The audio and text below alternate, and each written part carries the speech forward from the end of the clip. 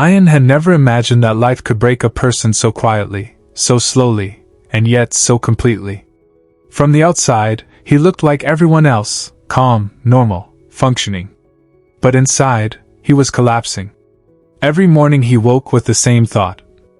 Why am I even trying anymore? Once, Ian had dreams so big they scared him.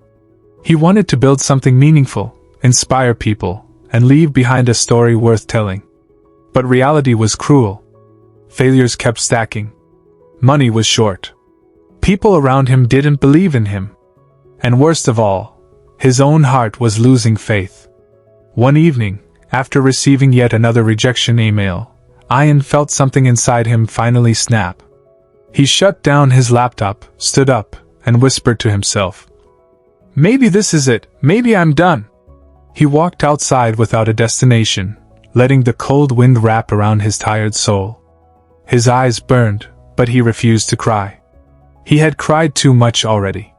He sat on a quiet bridge, staring at the reflection of the city lights and the river below. The world kept moving. But he felt stuck, invisible, forgotten.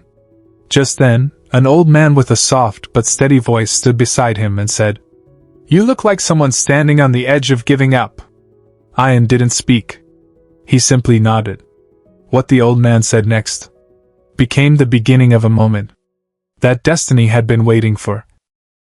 The old man sat beside Ian and placed a small, folded paper between them. He didn't open it. He didn't explain it. He just said, "Life tests those it's preparing for something bigger."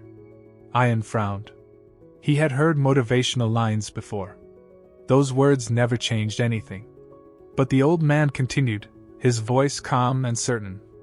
"You think you're failing, but you're only being shaped."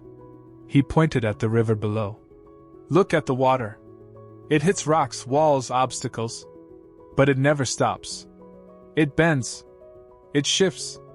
It finds new ways to move forward. That's why it reaches the ocean. Not because it's strong, but because it refuses to quit." Ian felt something tightening in his chest. A strange mix of pain and awakening. The old man finally unfolded the small paper. On it was a single sentence. "Your story isn't over. You're just in the hardest chapter."